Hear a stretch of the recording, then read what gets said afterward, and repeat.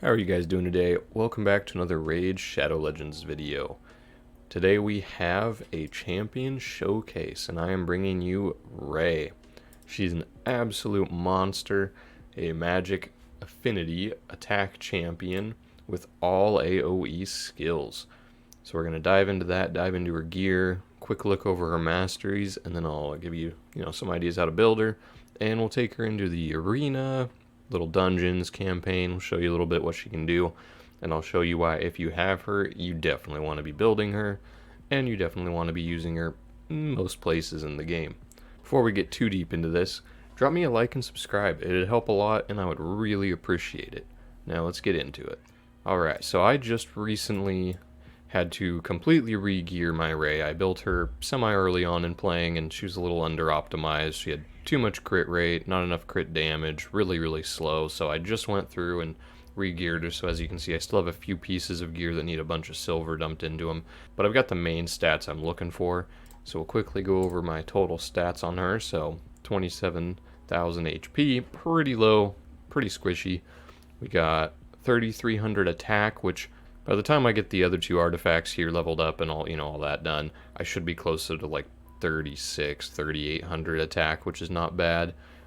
Really low defense at 1,800. I got her up to 177 speed, which isn't perfect. Closer to 2 or a little over 200 would be better, but for right now, until I get some 6-star boots going on, the 177 is not bad.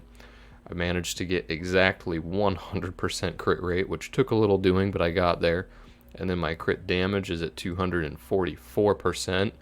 A little bit of resistance, not much, and then a little bit of accuracy. You can build her with better accuracy, which I'll show you in her skills in a moment, but I didn't particularly want to go for it, so I focused on damage, not so much on debuffing.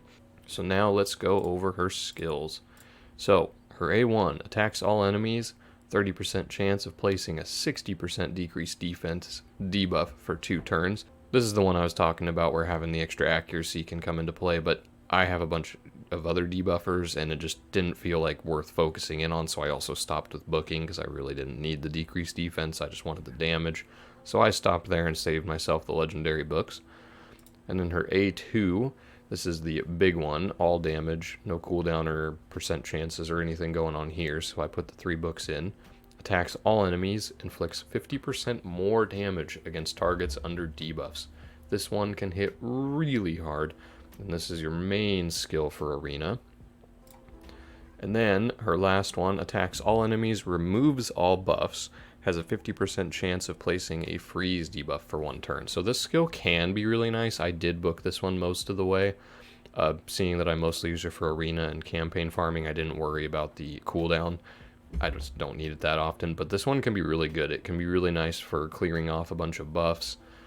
Freezing also, which is really nice in arena, so I tend to use this one in arena if I don't manage to strip all the buffs off or get all my debuffs on, rather than just going for the big hit.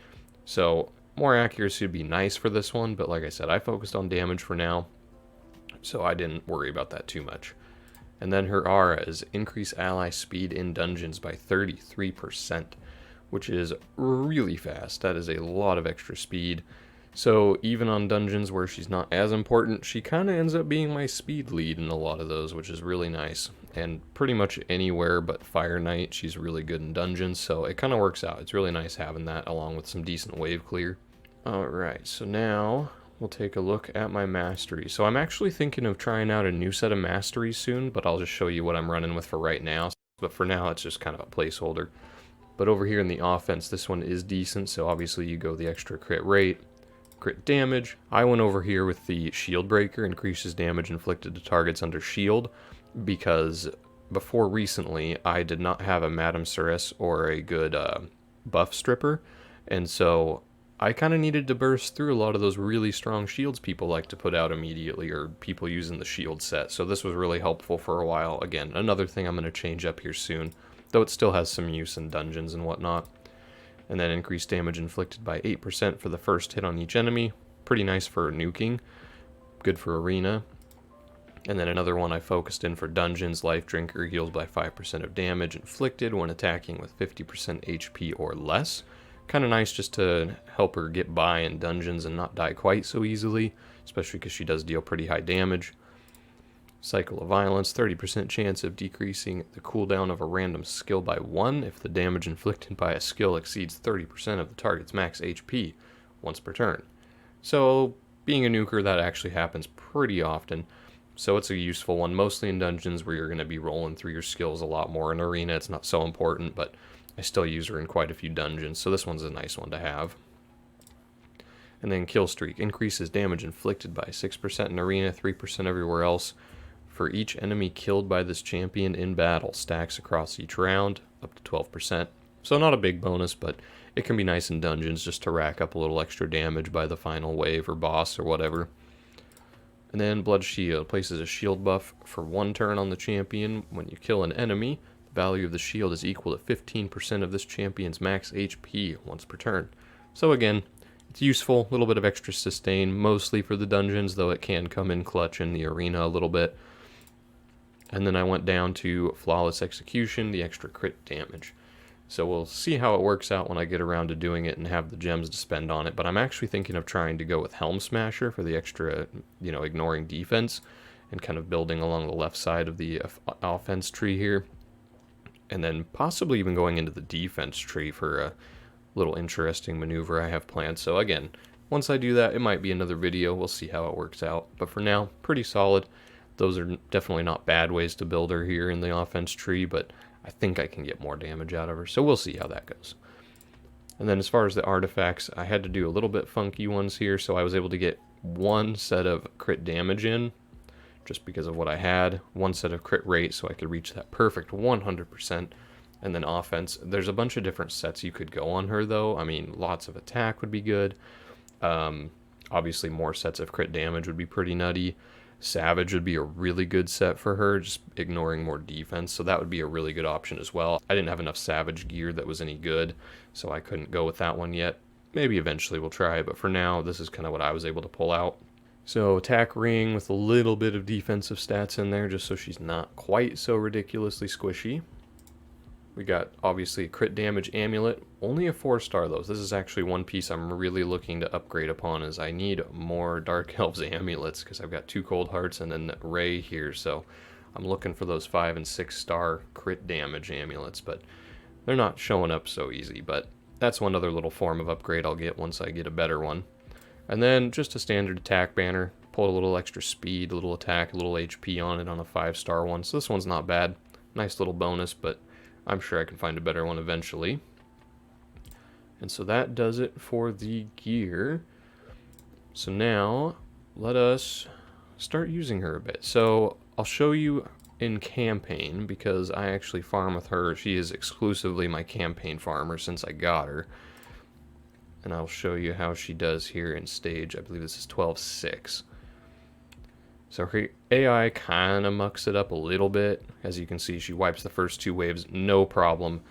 Sometimes, like you see here, she'll leave this one of these 2 with a little bit of health because of not hitting a perfect crit for some reason.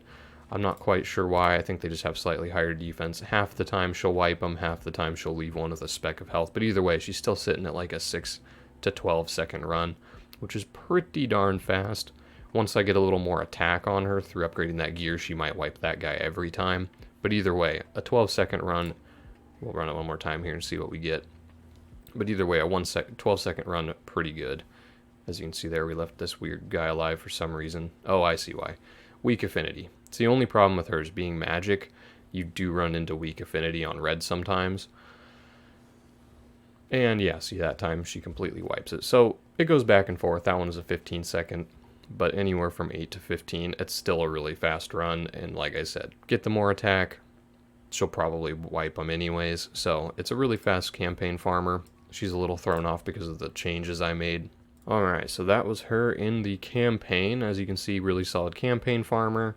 Needs to be improved a little bit, but she'll get there. And as it is, still really fast times. So perfectly solid, perfectly reliable.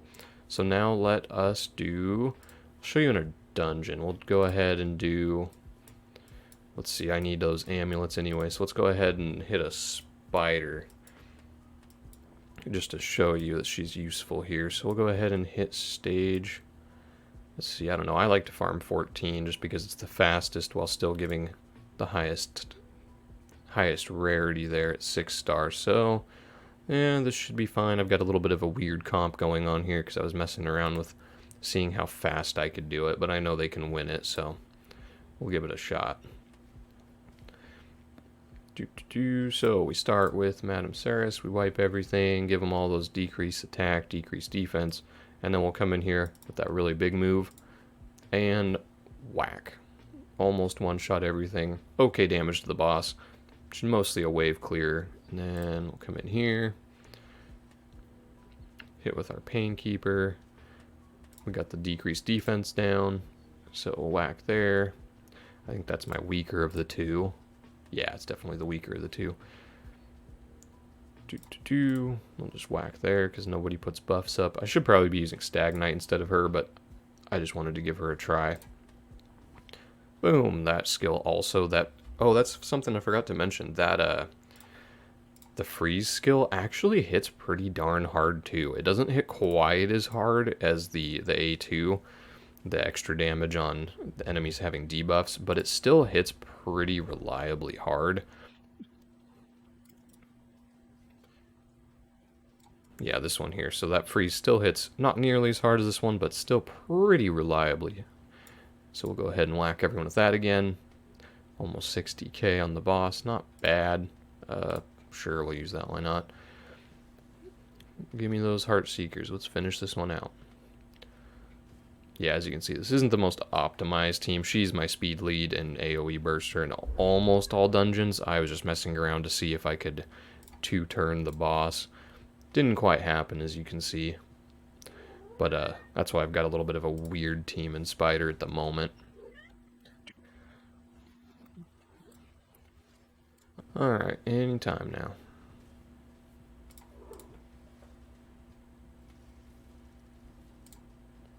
And another wave clear, and that was just the auto. Still does decent damage. Alright, now we should be able to finish it up with the 2 cold hearts. Alright, we'll just place that again, why not? Alright, now she'll be done. And pop. Cool, so as you can see, not the fastest run, like I said, not optimized. I was just messing around with this team comp. But I was mostly just trying to show you guys that she can AoE wave clear really nicely. That's not a particularly bad ring, whatever. But she's really good in dungeons. I also use her... Let's see here. I know I use her in Ice Golem quite a bit. I definitely use her in Dragon. For wave clear, the only place she's not particularly good, in the dungeons at least, is in Fire Knight. Just because she doesn't have anything multi-hitting, so when you do finally get to the Fire Knight after bursting the waves, she really doesn't do all that much. She doesn't have decreased turn meter or any of that, so she's not the best in Fire Knight, but she's still solid if you didn't have anyone better, just because she does do a decent amount of damage. Minotaur, obviously, Minotaur's easy, but she's really good there too. Potion Keeps, really the only one I'd be wary of using her in is just Force Keep, and that's only because she's weak affinity. Arcane, she's perfectly fine, of course. But yeah, in the dungeon, she's pretty much good everywhere except for those few.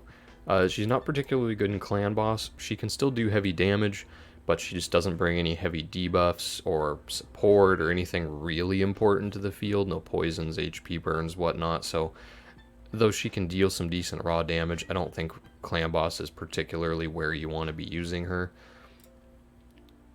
And now, the main place I use her in the game, let's take her into some arena and let's see if we can find some good matchups. Alright, here we go. This team looks like a pretty easy matchup. The scariest thing is the Madame Cerise and Kale together. Syl is tanky though, so we'll see how this one goes. Alright, so we do win Speed Race, not too surprising there. Get all the buffs on, and the nuke. And we'll just whack almost everybody. Alright, and then we'll come in here with a Boro and Crunch.